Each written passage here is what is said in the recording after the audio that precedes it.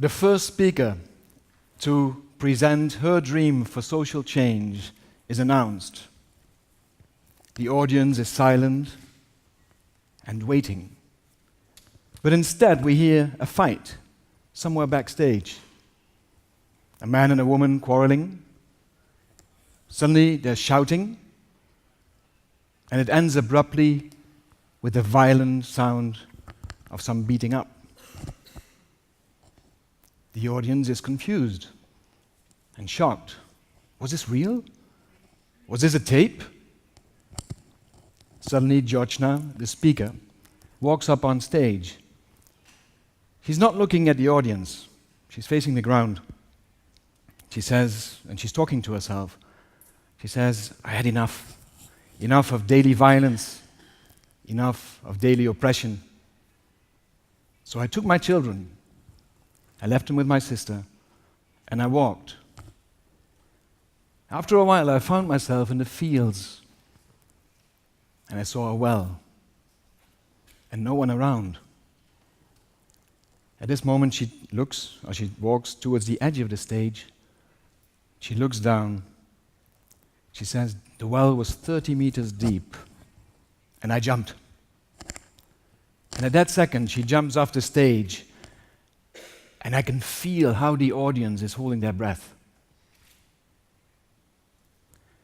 Then Georgina gets up. She faces the audience. And she said, I was lucky. There was enough water in the well to break my fall, but not enough to drown. And I was double lucky because when I woke up, I looked in the eyes of the person that saved my life. And at that moment, she's pointing out in the audience, in the back of the audience, and there's a man who is shy and tries to hide away while he gets a standing ovation. Georgina nowadays runs an organization called Janamangal in Orissa. And this organization empowers women to fight and stand up against domestic violence.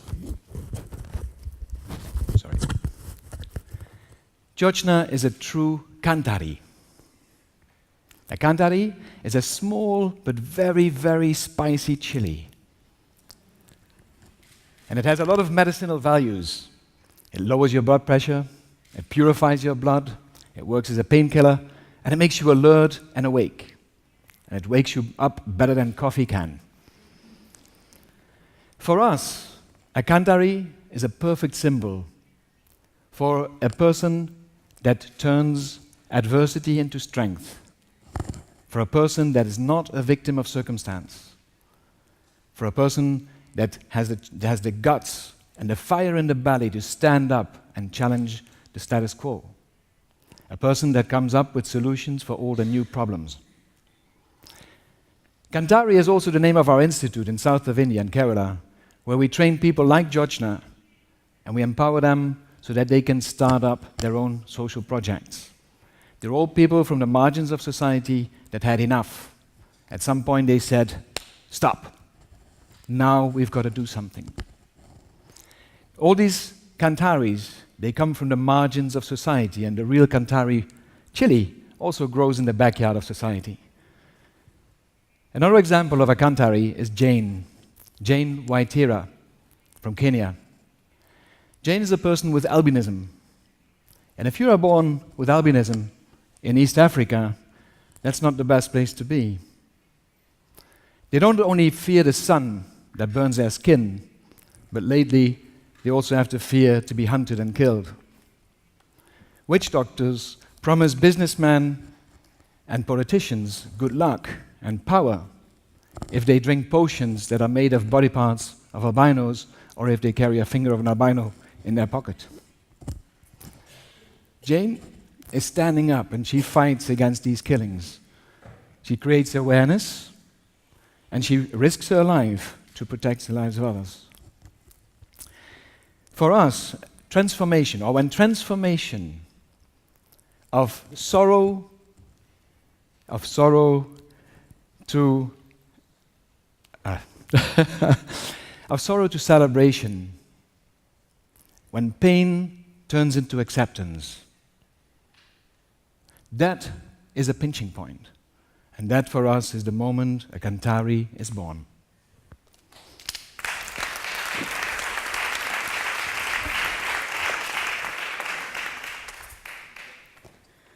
A Kanthari is born when mercy, in the sense of forgiveness and reconciliation, is turned into empowerment and gratefulness. Ladies and gentlemen, if I had known at the age of 9 that one day I would stand here and say, yeah, I'm grateful for all that happened to me, and actually, yes, I am happy to be blind, well, I'm not so sure what I thought. Maybe I would have thought, what nonsense. This woman must be nuts. Well, at the age of 9, my life had a drastic change from sight to blindness. Well, I was a very visual child. I was speeding on my bicycle, I was climbing trees, I was making pirouettes on ice skates.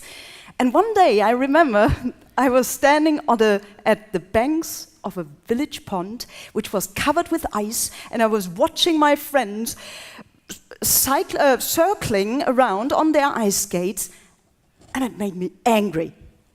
And I thought, we never had traffic rules on this pond. Why this conformity? So I put on my ice skates, and I went right through the circle. And what I missed out was the hole in the middle. Now, this made me realize that I couldn't trust my eyes anymore. And actually, from that moment, I also realized that gradually I became blind. And I was terrified of becoming blind. Not so much of losing my sight, much more losing my friends, being sidelined, being isolated, and I must admit, I was terrified of being in the dark for the rest of my life. Most of these fears became true. I was discriminated, I was isolated, I was very, very lonely. Yes, and I withdrew from my friends, and at one point I didn't even speak to my family anymore. And my parents, well, they were concerned, but I must say they did good not to interfere too much. And I was grateful because they showed me, with this non-interference, they showed me that they had trust in my ability, that one day I would take myself out of this mess. What they did, however, was they read books to me, books that had something to do with my situation. And one of these books I remember was about the civil rights movement of the Afro-American community, especially in the 50s and 60s. And especially in this time, a lot of the Afro-Americans, they tried to straighten their hair, they bleached their skin with very dangerous skin creams to be lighter, mainly because they wanted to belong, they wanted to blend in. They didn't want to be pushed out by the white community, by the dominating white community. And I felt very, very much like this Afro-American community because I felt pushed out. I wanted to belong. However, it was not like that, and I tried to avoid situations in which my lack of sight became obvious. And then I learned about the turning point of the civil rights movement. The transformation of the concept black, being seen as inferior, being seen as not appropriate, to black is beautiful. Now, this felt like a wake-up call to me. I thought, and I still remember, I was lying in my bed and I was fiddling around with the few English words that I knew. Black is beautiful, blind is black, and blind is beautiful. And from that moment onwards, I knew what I had to do. I had to stop whining about the things that I couldn't do anymore. And I had to find out about the advantages. Actually, I had to find the beauty of blindness. But now, what are the advantages of being blind? Well, first of all, a blind person can focus, can concentrate, because we are not distracted by Hollywood and Bollywood and all the advertisements surrounding us. Also, a blind person is actually forced to communicate. We are forced to speak clearly, to pronunciate clearly. If we are not communicating, we, the blind, become invisible. Now, what I found out also was that we, whether we wanted or not, we had to become problem solvers. Being blind, being a blind child, pushed into a sighted society, we had to find our own ways, because everything was made for visual input, visual interaction. And then I figured out something very beautiful.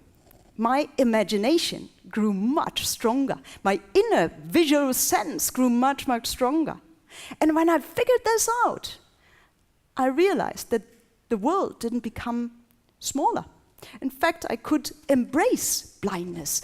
I could actually, even wait for darkness. Darkness could come. Let it come. And the interesting thing is, darkness never came. Despite the fact that I became totally blind, the world surrounding me became much more beautiful and colorful because I could fill it with my own pictures, with my own imaginations. And I was hungry to create these imaginations. But to create imaginations, I needed to have experiences. I needed to figure out the world. I needed to have adventures. And that drove me to Tibet, where I met Paul. By the way, I imagined Paul to have black hair. And I like black hair. I like it much more, you know? So, see? Now, Paul and I, we decided to start the first school for the blind in Tibet, because blind people like me are or were ostracized, were outcast. We also started some other projects, a farm, a Braille printing press, and all these projects are now run by the blind themselves. And they show to the Tibetan society that actually real, sustainable social change can only come from within. This made us think, if it's possible to train blind people from the margins of society and to bring them back and to take their own lives in their own hands, their own projects in their own hands, why not empowering people from the margins, social visionaries from all around the world, women, people who are discriminated, so that they create sustainable social change. And that's how we came to Kerala to start Kanthari. In the last 7 years, we trained 141 social visionaries, 141 Kantharis. More than 70% are now successful, and they're reaching more than 12,000 direct beneficiaries. Now,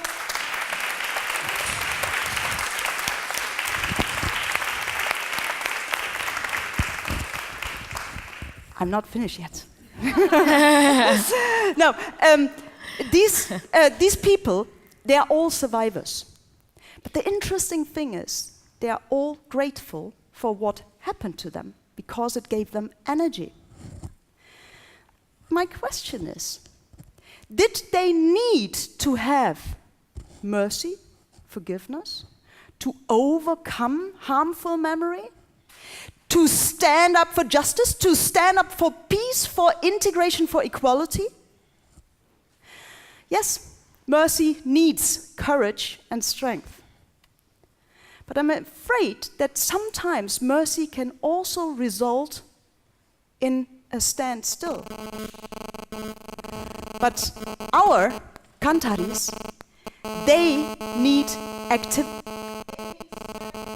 They need the understanding that they can embrace the challenges, they can stand up, and they can transform guilt and the necessity of forgiveness into empowerment and gratefulness. Actually, they can turn mercy into merci. Now, many people criticize those who question, those who have big ideas. Well, we all of us who spoke today, we heard it so many times. Stay on the ground, don't grab for the stars. You are too small to have these big ideas.